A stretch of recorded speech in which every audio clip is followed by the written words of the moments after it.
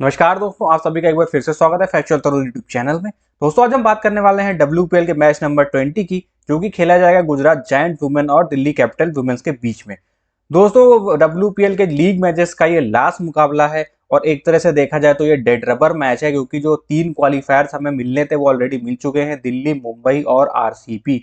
तो ये दोनों टीमें क्वालिफाई कर चुकी हैं। वहीं बात की जाए गुजरात की और यूपी वॉरियर्स की, तो वो दोनों प्लेऑफ की दौड़ से बाहर हो चुकी हैं और एलिमिनेट हो चुकी हैं। तो इसका मतलब ये है कि ये मुकाबला एक तरह से डेड रबर है और हो सकता है कि इस मुकाबले में हमें काफ़ी ऐसे प्लेयर खेलते हुए दिखाई थे जो अब तक इस टूर्नामेंट में खेलते हुए नहीं नजर आए हैं। क्योंकि दिल्ली के लिए तो ये एक तरह से मतलब कि क्वालिफायर में जाने से पहले का एक मतलब प्रिपरेशन फेज होगा। उसमें भी दिल्ली अगर प्रिपरेशन मोड में होगी तो अपनी सेम प्लेइंग 11 के साथ जाएगी, अदरवाइज हो सकता है कि वो अपने कुछ प्लेयर्स को रेस्ट दे आने वाले बड़े मुकाबले से पहले और अपनी बेंच को इसमें ट्राई करे। और वहीं अगर बात करें गुजरात की, तो गुजरात के लिए यह है कि एक कंसोलेशन विन हासिल करने का मौका यहाँ पे है।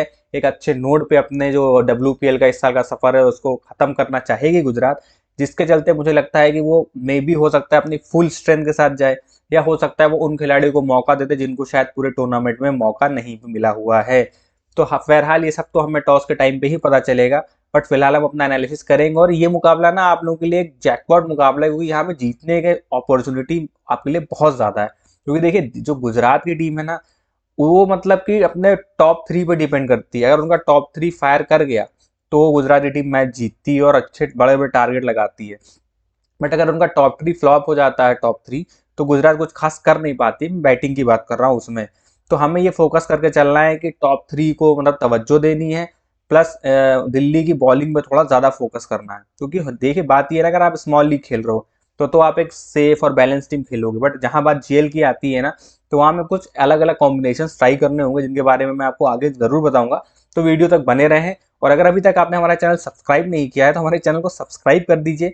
वीडियो पसंद आ रहा है तो वीडियो को कर दीजिए लाइक, और इस वीडियो को ज्यादा से ज्यादा फैंटेसी लवर्स के साथ शेयर करिएगा। तो चलिए शुरू करते हैं अपनी आज की एनालिसिस। ये मुकाबला दोस्तों शाम को 7:30 बजे अरुण जेटली स्टेडियम में खेला जाएगा। अब बात कर लेते हैं सबसे पहले वेन्यू की। तो जो अरुण जेटली स्टेडियम है उसमें कुल मिला के अब तक 7 मुकाबले खेले गए हैं। इसमें पहले बल्लेबाजी करने वाली टीम को 6 मुकाबलों में जीत हासिल हुई है, और वहीं चेस करने वाली टीम को मात्र 1 मुकाबले में जीत हासिल हुई है। एवरेज स्कोर जो रहता है इस वेन्यू पे है अभी तक वो 160 से 180 के बीच में रहा है। हाईएस्ट स्कोर जो बना था वो दिल्ली ने ही बनाया था, वो था 199 रन 5 विकेटों के नुकसान पे।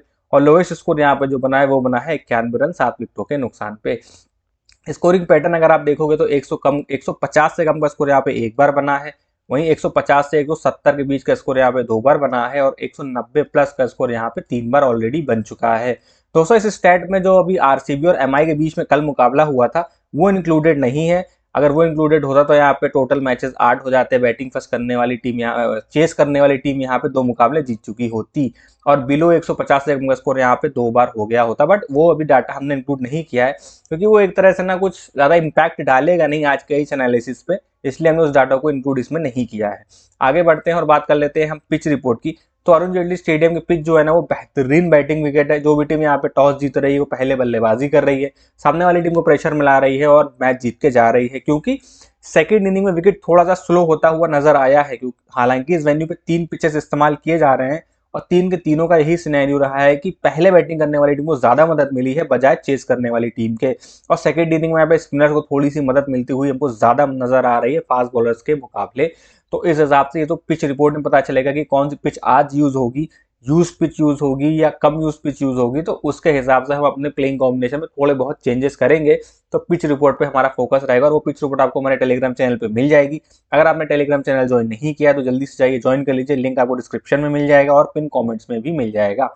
अब आगे बढ़ते हैं, अगर हम हेड टू हेड देखें दोनों टीम के बीच में, तो दोनों टीमें WPL में कुल मिला के अब तक 3 बार एक दूसरे के सामने आई हैं। जिसमें से 2 मुकाबले में दिल्ली कैपिटल्स ने जीत हासिल करी है, और वहीं गुजरात जायंट्स को मात्र 1 मुकाबले में जीत हासिल हुई है। यानी कि हेड टू हेड में तो दिल्ली कैपिटल्स ने बाजी मार रखी है। और रिसेंट फॉर्म की बात करें तो दिल्ली शानदार फॉर्म में है इस समय। खेले गए पिछले 5 मुकाबलों में से 4 में उसने जीत हासिल करी है, और मात्र 1 मुकाबला था जिसमें उसको हार का सामना करना पड़ा है। वहीं अगर हम गुजरात जायंट्स की बात करें तो गुजरात जायंट्स ने भी खेले गए अपने पिछले 5 मुकाबलों में 2 में जीत हासिल करी है, और 3 मुकाबलों में उनको हार का सामना करना पड़ा है। जिसमें से अपना पिछला मुकाबला वो यूपी वॉरियर्स के खिलाफ जीत के आ रही है, और वही एक मुकाबला था जिसके चलते यूपी वॉरियर्स की उम्मीद पे पानी फिर गया था क्वालिफाई करने के लिए प्ले ऑफ के लिए। अब आगे बढ़ते हैं और रीसेंट मैचेस के स्टैट्स की बात कर लेते हैं। जो सबसे रीसेंट मैच हमने लिया है वो है गुजरात जायंट्स और यूपी वॉरियर्स के बीच में, जिसमें 152 रन बनाए थे गुजरात जायंट्स ने पहले बल्लेबाजी करते हुए 8 विकेटों के नुकसान पे, और यूपी वॉरियर्स उसको चेस नहीं कर पाया था और मात्र 144 रन ही बना पाया था 5 विकेटों के नुकसान पे। हालांकि इस मुकाबले में दीप्ति शर्मा ने तो कमाल की परफॉर्मेंस दी थी दोस्तों। विकेटों की बात की जाए तो पेसर्स ने यहाँ पे 4 विकेटें हासिल करे हैं और स्पिनर्स को यहाँ पे 8 विकेटें हासिल हुई थी।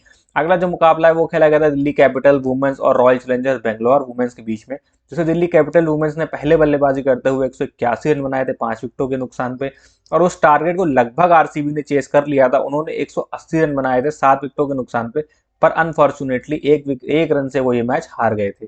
पेसर्स को इस मुकाबले में 3 विकेटें हासिल हुई थी और वहीं स्पिनर्स को इस मुकाबले में 6 विकेटें हासिल हुई थी। उसके बाद अगला जो मुकाबला है वो हुआ था Gujarat giants women's versus MI women's, जिसमें गुजरात जायंट्स वुमेन ने पहले बल्लेबाजी करते हुए 190 रन बनाए थे 7 विकेटों के नुकसान पे, और एमआई वुमेन ने हरमनप्रीत कौर की शानदार बल्लेबाजी के चलते इस टारगेट को चेज कर लिया था और उन्होंने 191 रन बनाए थे 3 विकेटों के नुकसान पे। अगर मैं बॉलिंग की बात करूं तो पेसर्स को इस मुकाबले में 3 विकेटें हासिल हुई थी और स्पिनर्स ने इस मुकाबले में 6 विकेटें हासिल करी थी। अगर आप ओवरऑल सिनेरियो देखोगे तो पेसर्स को खेले गए इन 3 मुकाबलों में कुल मिला के अब तक 10 विकेटें मिली हैं। वहीं आप अगर स्पिनर्स देखोगे ना तो स्पिनर्स को खेले गए मुकाबलों में 3 मुकाबलों में 20 विकेटें हासिल हुई हैं, यानी डिफरेंस आप देख रहे हो 10 विकेटों का डिफरेंस है यहाँ पे। खैर, अब आगे बढ़ते हैं और देख लेते हैं प्लेइंग 11 का कि हमारी गुजरात जायंट्स की क्या प्लेइंग 11 रहने वाली है। हालांकि देखिए गुजरात जायंट्स के पास भी खोने के लिए कुछ भी नहीं है, पाने के लिए बस ये है कि कॉन्सोलेशन विन और एक अच्छे नोट पे टूर्नामेंट को खत्म करके जाना चाहेगी टीम।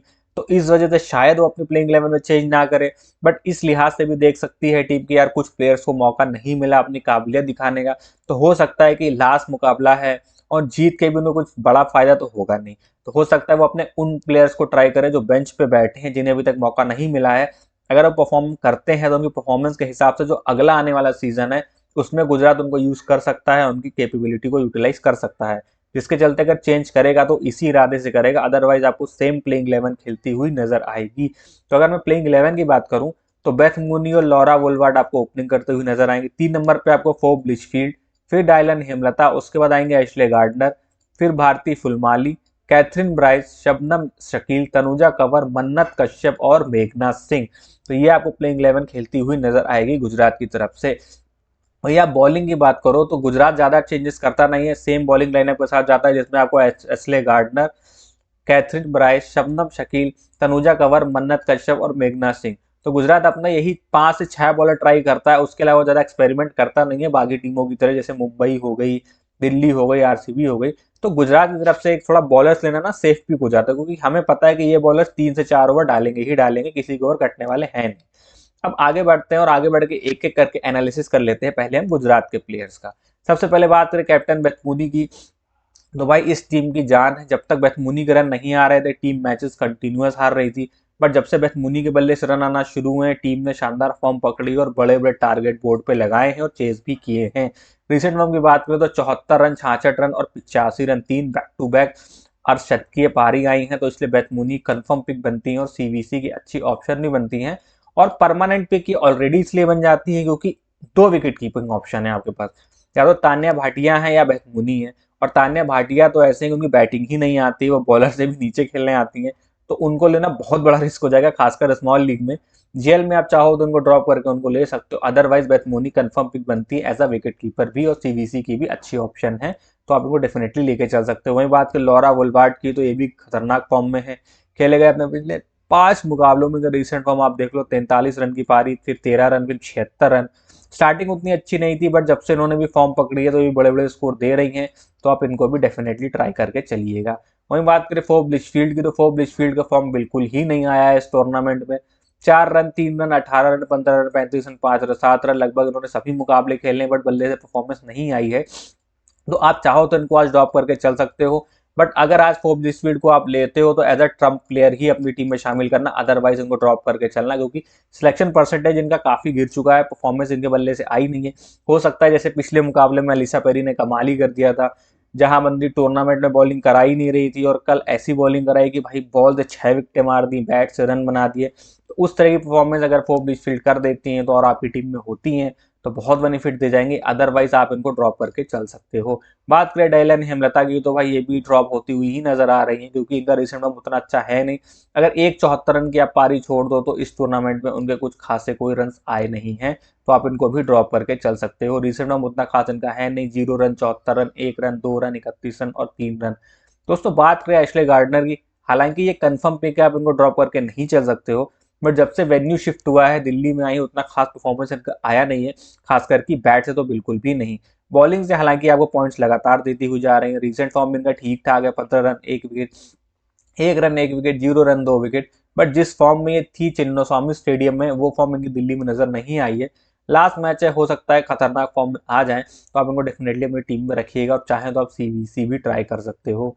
बात करें भारतीय फुलमाली की, तो इतना ज्यादा मौका इनको मिला नहीं, 2 मैचेस खेले जिसमें 21 रन और 1 रन की एक पारी आई है। तो आप इनको चाहो तो भाई ऐसा डिफरेंशियल पिक ही पिक कर सकते हो, अदरवाइज आप इनको ड्रॉप करके चल सकते हो। उसके बाद बात करें दोस्तों कैथरीन ब्राइस की, तो ये अपनी टीम के लिए ओपन करती हैं, मीडियम पेसर है, अच्छी बॉलर हैं और विकेटें निकालती हैं, तो इनको आप बिल्कुल ड्रॉप करके मत चलिएगा। हालांकि इनका सिनेरियो ये चल रहा है कि एक मैच में चल रही है, एक में फ्लॉप हो रही है, एक में चल रही है, एक में फ्लॉप हो रही है, पर ऐसा कुछ होता नहीं है क्रिकेट में। बट ये है कि हम एक डाटा देख के एक एनालिसिस बना लेते हैं, बट ये अच्छी पेसर है। हालांकि गुजरात ने इनका उतना यूटिलाइजेशन किया नहीं है, बट फिर भी आप इनको ट्राई कर सकते हो। बात करें शबनम शकील की, तो रिसेंट फॉर्म इनका ठीक ठाक है, पिछले मुकाबले में 3 विकेट झटके तो अच्छी बॉलिंग कराई थी। उससे पहले 1 विकेट, फिर 0 विकेट, 0 विकेट, 2 विकेट, तो आप इनको भी ट्राई करके चल सकते हो। अगर फास्ट बॉलर लेना चाहते हो तो आप कैथरीन ब्राइस और शबनम शकील के साथ जा सकते हो। उसके बाद बात करें तनुजा कंवर की, तो अच्छी बॉलर हैं, लेकिन पिछला मुकाबला ऐसा था जिसमें विकेटलेस गई थी, अदरवाइज इस पूरे टूर्नामेंट में कोई भी ऐसा मैच नहीं गया जिसमें तनुजा विकेटलेस गई हो। रिसेंट में हम बात कर ले तो हर मुकाबले में 1 विकेट आपको देके जाती हैं, सेफ पिक है, आप चाहो तो उनको ट्राई कर सकते हो। अगर जगह नहीं बन रही है तो आप ड्रॉप करके भी चल सकते हो। वहीं बात करें मन्नत कश्यप के, लास्ट मुकाबले में खेली थी बट कुछ खास परफॉर्मेंस कर नहीं पाई, 0 विकेट, 0 विकेट, 1 विकेट, 0 विकेट और 1 विकेट। सेम सिचुएशन मेघना सिंह के साथ है, 0-0-0, एक मैच में 4 विकेटें आई थी, फिर 1 विकेट, फिर 0 विकेट, तो आप इनको ड्रॉप करके चल सकते हो। ये था पूरा दोस्तों गुजरात जायंट की टीम का एनालिसिस। अब आप लोगों के लिए दोस्तों एक इन्फॉर्मेशन है। इन्फॉर्मेशन ये है कि जो हमारा टेलीग्राम चैनल है दोस्तों, वो लाइव हो चुका है। तो जिन लोगों ने अभी तक ज्वाइन नहीं किया है, लिंक आपको डिस्क्रिप्शन में मिल जाएगा, पिन कमेंट्स में मिल जाएगा, जल्दी से जाइए और हमारे चैनल को ज्वाइन करिए और हमारी टेलीग्राम फैमिली का हिस्सा बनिए। दोस्तों इस चैनल को ज्वाइन करने से फायदा आपको ये होगा कि यहाँ पे हम मैच से रिलेटेड सारी लास्ट मिनट अपडेट आपको प्रोवाइड कराते हैं, कंफर्म प्लेइंग 11 हम आपको प्रोवाइड कराते हैं, आपको हमारी फाइनल टीम आपको प्रोवाइड कराते हैं, पिच रिपोर्ट प्रोवाइड कराते हैं, और क्या चेंजेस हमने किए हैं, सीवीसी के बेस्ट ऑप्शन क्या होंगे, आप किस स्ट्रैटेजी के साथ जा सकते हो, हर एक इन्फॉर्मेशन हम आपको यहाँ पे प्रोवाइड कराते हैं। और ये सब इन्फॉर्मेशन आपको मिलती है मैच स्टार्ट होने से 20 मिनट पहले हमारे टेलीग्राम चैनल पे। तो जल्दी से जाइए और हमारे टेलीग्राम चैनल को ज्वाइन करिए। और मजे की बात यह है कि हमारा जो चैनल है वो एकदम फ्री है, इसका हम आपसे कोई भी चार्ज नहीं लेते हैं। तो जल्दी जल्दी जाइए और हमारे चैनल को ज्वाइन करिए। अब आगे बढ़ते हैं और बात कर लेते हैं दिल्ली कैपिटल्स की प्लेइंग 11 की। दिल्ली कैपिटल्स की क्या प्लेइंग 11 रहने वाली है। देखिए यहाँ पे 2 सिचुएशन बनती हैं। एक सिचुएशन ये कि दिल्ली क्वालिफाई कर चुका है ऑलरेडी, तो दिल्ली चाहेगा यहाँ से कि या तो प्रिपरेशन करे अपने क्वालिफायर की, तो उसलिए अपनी फुल स्ट्रेंथ के साथ जाएगा, उसी प्लान के साथ जाएगा जो वो आगे करने वाला है। या फिर एक ऑप्शन ये बनता है कि दिल्ली अपने कुछ प्लेयर्स को रेस्ट दे दे, क्योंकि लंबा टूर्नामेंट है, आगे बड़ा मैच आने वाला है, जिसके चलते वो रेस्ट देगा अपने प्लेयर्स को और फिर उस मैच में उतरेगा। पर अमूमन होता है कि जब प्लेयर्स को रेस्ट मिल जाता है ना, तो उनका मोमेंटम जो होता है ना वो ब्रेक हो जाता है। तो मुझे नहीं लगता दिल्ली बहुत ज्यादा चेंजेस करेगा। कोई चेंजेस कर सकता है तो इक्का दुक्का कोई चेंज कर देगी। हो सकता है कि मरिजाना कैप को बिठा के सदरलैंड को खिला दे, या जेस जोनासन को बिठा के सदरलैंड को खिला दे, एक आधा प्लेयर्स को खिला दे। अदरवाइज मुझे नहीं लगता दिल्ली अपनी प्लेइंग 11 के साथ कोई छेड़छाड़ करना चाहेगा। तो रिसेंट फॉर्म प्लेइंग 11 की अगर बात करें, अगर हम मान के चले कि दिल्ली अपने प्रैक्टिस मोड में जाएगा और कोई छेड़छाड़ नहीं करेगा, उससे ज्यादा सेम प्लेइंग 11 आपको खेलती हुई दिखाई देगी जो स्क्रीन पर दिख रही है। इसमें मैगलैनिंग और शिफाली वर्मा आपको ओपन करते हुए नजर आएंगे। उसके बाद 3 नंबर पर जेमिमा रोड्रिगेज, फिर आएंगे एलिसा कैप्सी, फिर Marizanne Kapp, Jess Jonassen, Taniya Bhatia, Arundhati Reddy, Radha Yadav, Titas Sadhu और शिखा पांडे। बाकी तानिया भाटिया के बैटिंग ऑर्डर पे आप बिल्कुल भरोसा मत करिएगा। उनका बैटिंग ऑर्डर मेन क्या होता है, कई विकेट कीपर के बैटिंग ऑर्डर ऊपर शिफ्ट करते हैं, बट तानिया भाटिया का बैटिंग ऑर्डर ना नीचे शिफ्ट कर दिया जाता है सिचुएशन के हिसाब से। तो इनको अगर आप स्मॉल लीग में ले रहे हैं तो आप बहुत बड़ा रिस्क ले रहे हैं, इनको डेफिनेटली मत लीजिएगा। बाकी जीएल में आप चाहो तो इनको ट्राई कर सकते हो। तो ये थे दोस्तों प्लेइंग 11। अब आगे बढ़ते हो देख लेते हैं दिल्ली कैपिटल्स के प्लेयर्स को एक एक करके। सबसे पहले बात करेंगे मैकलेनिंग की, इनकी कैप्टन की। ये इस टीम की रीढ़ की हड्डी है भाई, सेंसिबल प्लेयर है, क्लास बैटिंग करती है, रिसेंट में शानदार है। 29 run, 60 run, 53 run, 55 run, CVC की भी प्रबल दावेदार है, तो डेफिनेटली आपकी टीम में होनी चाहिए। फिर बात करें शेफाली वर्मा की, तो शेफाली वर्मा का रिसेंट में ठीक है, स्टार्ट इनको मिलने पर बड़ी पारी नहीं आ रही है। वो बहुत पहले आई थी, 4-5 मैच पहले, बाकी 23 run, 15 run, 28 run, 13 run, 50 run, 64 run, 1 run और 16 रन। तो मुझे लगता है कहीं ना कहीं कि शेफाली वर्मा अच्छी पिक आपके लिए हो सकती है, बट इनके साथ दिक्कत ये कि एशले गार्डनर ने इनको 3 बार आउट किया है, तो वही एक इनके लिए खतरा है। अदरवाइज शेफाली वर्मा एक बेहतरीन पिक है। उसके बाद बात करें जेमिमा रोड्रिगस की, तो रिसेंट फॉर्म इनका भी अच्छा है, 2 बड़ी बड़ी पारियां आई हैं इस वेन्यू पे, 58 रन की और 69 रन की, बाकी 17 run, 7 run, 0 run, 4 run. Tournament इनका भी अच्छा नहीं गुजरा था, पर जैसे जैसे प्ले ऑफ करीब आ रहा है, जेमिमा ने फॉर्म पकड़ी और शानदार बैटिंग का प्रदर्शन कर रही हैं। खासकर गुजरात के सामने तो इनकी परफॉर्मेंस और निखर के आती है, तो इनको भी आप ड्रॉप करके मत चलिएगा। वही बात करें दोस्तों एलिसा कैप्सी की, तो एलिसा कैप्सी की फॉर्म शानदार है, 48 run 1 wicket, 46 run, 75 run 2 wicket, 7 run 0 wicket. ये मस्ट पिक बनती है, बट एक चीज मैं आपको बता दूं कि एलिसा कैप्सी ना 2-3 मैचेस से एक एक ओवर ही डाल रही हैं, फुल बॉलिंग इनसे नहीं करवाई जा रही है। और बाकी बात ये कि अच्छी चीज ये है कि वो एक ही ओवर डालती हैं और विकेट लेके चली जाती हैं, बट उसके अलावा ये पूरे ओवर अपने नहीं डाल रही हैं। बट आज के मैच में सामने वाली टीम में 2 लेफ्ट हैंडर्स हैं, तो हो सकता है मे बी एलिसा कैप्सी को मौका मिल जाए कि वो अपने 4 ओवर पूरे डालें। उसके अलावा कोई चांस नहीं है कि एलिसा कैप्सी अपने 4 ओवर पूरे डालेंगे, क्योंकि बेथमुनी सामने लेफ्ट हैंडर हैं और पी लिचफील्ड हैं, तो जिसके चलते हो सकता है कि इनिंग की शुरुआत में ही बॉलिंग कराने आ सकती हैं, इसलिए थोड़ी सी डेंजर प्लेयर बन सकती हुई दिखाई दे रही हैं हमें सामने वाली टीम के लिए। इस वजह से मैं आप लोगों को बोल रहा हूँ। बाकी इनको आप ड्रॉप तो बिल्कुल मत करिएगा, बाकी सीवीसी के लिए आप चाहो तो एक बार सोच सकते हो बनाना है कि नहीं बनाना है। तो बात करें मारिजाना कैम की, तो डेफिनेटली भाई रिसेंट फॉर्म ठीक ठाक है इनका, अच्छी पिक है, और मारिजाना कैम की तरफ से अभी कोई वो खतरनाक परफॉर्मेंस आई नहीं है जो कि आने वाली है, क्योंकि जो बड़े प्लेयर की ना एक परफॉर्मेंसेस आती हैं, तो मुझे कहीं ना कहीं आज लग रहा है कि मारिजाना कैम जो होंगे ना ट्रम्प साबित होने वाली है। बॉल्स और बैट से दोनों से ही परफॉर्मेंस इनकी आएगी। अगर रिसेंट फॉर्म की बात करें तो 12 run 1 wicket, 11 run 2 wicket, 32 run 2 wicket, तो बॉलिंग से लगातार पॉइंट दे रही है, बैटिंग से भी उतना जौहर नहीं दिखाया है, तो मुझे लगता है शायद इनका वो बड़ी पारी आने वाली है। तो आप स्मॉल लीग में और जीएल में दोनों में इनको सीबी से जरूर ट्राई करिएगा। वही बात करें जैस जोनासन के, तो शानदार फॉर्म में, पिछला मुकाबला था जिसमें विकेट लेस गई थी, उसके अलावा हर मैच में विकेट लिए और बड़े बड़े विकेट लिए हैं। 1 रन 0 विकेट, 11 रन 1 विकेट, फिर 4 रन 3 विकेट, 36 रन 3 विकेट, तो ये डेफिनेटली सीवीसी के ऑप्शन आपके लिए बनती हुई नजर आ रही हैं। तान्या भाटिया को तो मैं डेफिनेटली ड्रॉप करने की सलाह दूंगा, मैं खुद भी करूंगा और आपको भी दूंगा। रिसेंट फॉर्म इनका बिल्कुल बेकार है, 0 run 3 run 4 run 56 run 1 run, जो कि इनको मौके नहीं मिल रहे और बैटिंग ऑर्डर इनका बहुत नीचे है। बात करें अरुण रेड्डी की, तो भाई कंसिस्टेंट बॉलर है, आप इनको डेफिनेटली लेके चल सकते हैं। रिसेंट फॉर्म ठीक ठाक है, हर मैच में 1 विकेट आया है, एक मैच ऐसा है जिसमें विकेट लेस गई थी, अदरवाइज ये हर मैच में विकेटें निकाल रही हैं। उसके बाद करें टीटस साधु की, तो उतनी कन्विंसिंग नहीं लगी। 4 मैचेस खेले हैं जिसमें एक में 2 विकेट और एक में 1 विकेट है, बाकी 2 मैचेस में ये विकेट लेस गई हैं, तो आप चाहो तो इनको ले सकते हो या ड्रॉप कर सकते हो। बात करूं मैं राधा यादव की, तो राधा यादव डेफिनेटली आप इनके साथ जा सकते हो, रिसेंट फॉर्म ठीक ठाक है, पिछले मुकाबले में विकेट लेस गई थी, बाकी 2 विकेट 1 विकेट 3 विकेट 0 विकेट और 4 विकेट। बट हो सकता है कि इस मुकाबले में राधा यादव को शायद उतनी बॉलिंग ना मिले, अगर कहीं बेथमोनी और लिचफील्ड खड़ी हो जाती है तो राधा यादव के ओवर कट सकते हैं। बात करें शिखा पांडे की, तो रिसेंट फॉर्म ठीक ठाक है, हर मैच में 1 विकेट लेती हैं लगभग, 0 विकेट एक मुकाबला था जिसमें विकेट लेस गई थी, अदरवाइज हर मुकाबले में 1 विकेट इन्होंने भी निकाली है, तो शिखा पांडे भी आपके लिए अच्छी पिक हो सकती है। देखिए बॉलर्स का सिचुएशन ये है ना कि कुछ फिक्स प्लेयर हैं, उनके साथ तो आप डेफिनेटली जाइएगा जैसे दिल्ली की मैं बात करूँगा, दिल्ली के हम फिक्स प्लेयर्स की बात करें ना यहाँ से, तो सबसे पहले आपके लिए देखिए मैगलेनिंग फिक्स प्लेयर बनती है, उसके बाद मारिजाना कैप आपके लिए फिक्स प्लेयर बनती है, जेस जॉनसन आपके लिए फिक्स प्लेयर बनती है, उसके बाद आप एलिसा कैप्सी को ले सकते हो फिक्स प्लेयर में। 4 फिक्स प्लेयर तो इनकी टीम से बनते ही बनते हैं। उसके बाद आप चाहो तो शेफाली वर्मा और जमीमा में से किसी एक के साथ जा सकते हो, फिर चाहो तो आप किसी बॉलर को लो या ड्रॉप करके चलो, कोई दिक्कत की बात नहीं है।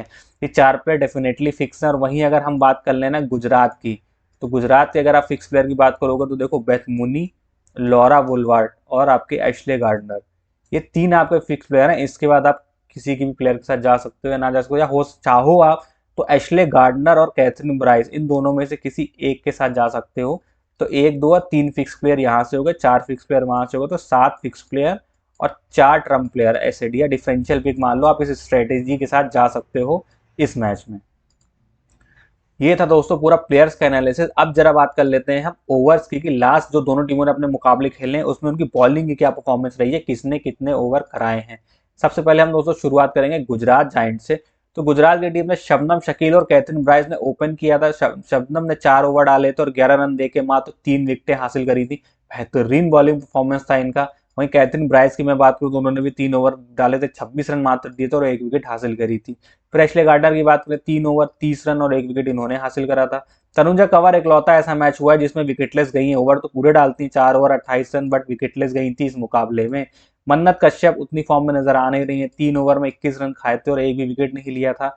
वही मेघना सिंह की बात करें तो वो भी 3 ओवर में 23 रन देकर विकेटलेस गई थी।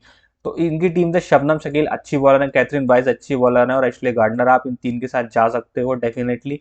तनुजा कंवर को आप चाहो तो लो या ड्रॉप करके भी चल सकते हो। आगे बढ़ते हो, अगर गुजरात जायंट्स की बॉलिंग की बात करें, एक चीज और बता दूं मैं लखनऊ की टीम की, इनका बॉलिंग ऑर्डर ना फिक्स रहता है, ये 6 बॉलर हैं, इसके अलावा ये किसी और से बॉलिंग नहीं करवाने वाले हैं। वहीं अगर आप दिल्ली देख लो तो दिल्ली ने 7 बॉलर्स लिए और इससे ज्यादा भी ट्राई कर सकते हो सकता है शेफाली वर्मा भी आपको बॉलिंग करती हुई नजर आ जाए ऑफ स्पिन। तो इनका कोई ठिकाना है नहीं, तो इसमें फिक्स ये है कि मारिजाना कैप अपने 4 ओवर पूरे डालती हैं लगभग।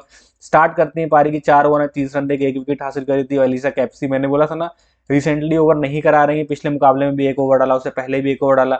हालांकि इनका लक इनका साथ देता है और ये एक ही ओवर डालते हैं और विकेट लेके चली जाती हैं। बट अगर आज के मुकाबले में बेथ मुनी टिक जाती है तो उस कंडीशन में अलीशा कैप्सिस से आपको 2 से 3 ओवर भी डलते हुए दिख सकते हैं, क्योंकि वो लेफ्ट हैंडर हैं और ये ऑफ स्पिनर हैं, तो विकेट लेने जाएंगी तो 1-2 ओवर डाल सकती हैं। उसके बाद बात करें शिखा पांडे की, तो 4 ओवर पूरे डाले, 34 रन देके 1 विकेट इन्होंने भी हासिल किया था। जस जोनासन को इस मुकाबले में विकेट नहीं मिला था और एक्सपेंसिव भी रही थी, 3 ओवर 39 रन और 0 wicket. Radha Yadav 4 over 36 run और 0 wicket. Arundhati Reddy 3 over 24 run और 1 विकेट। वहीं तेजस साधु 1 ओवर 12 रन विकेटलेस गई थी। देखिए जेस जोनासन और राधा यादव इन दोनों के ओवर कट सकते हैं और वो ओवर किसको मिल सकते हैं, एलिस कैप्सी को। कि अगर बेथ मुनी या लिचफील्ड में से कोई एक भी टिक गया ना, उस कंडीशन में जेस जोनासन और राधा यादव के ओवर आपको कटते हुए डेफिनेटली आज के मैच में दिखाई देंगे, तो ये चीज अपने ध्यान में रखिएगा। अब आगे बढ़ते और देख लेते हैं वेन्यू पे कौन से प्लेयर छाए हुए हैं। सबसे पहले जेमिमा रोड्रिगेज, 3 मैचेस खेले हैं, 48 की उनकी एवरेज और 171 का उनका स्ट्राइक रेट है। बेथ मुनी ने 5 मैचेस यहाँ पे खेले हैं, 5 मैचेस में 45.2 की एवरेज और 165 का उनका स्ट्राइक रेट है। और लॉरा वुलवार्ड ने 3 मैचेस खेले हैं जिसमें 44 की उनकी एवरेज और 148 का उनका स्ट्राइक रेट है। तो ये प्लेयर मस्ट पिक बनते हुए हमें नजर आ रहे हैं, जिसमें तो जमीमा और शिफाली में आपके पास चॉइस मैंने ऑलरेडी दे रखी है। बॉलिंग की बात करें तो पूनम यादव 3 मैचेस 1.7 विकेट और 4.3 का उनका इकॉनमी है। मारिजाना कैप 2 मैच 1.5 एवरेज विकेट और 8.4 की उनकी भी इकॉनमी है।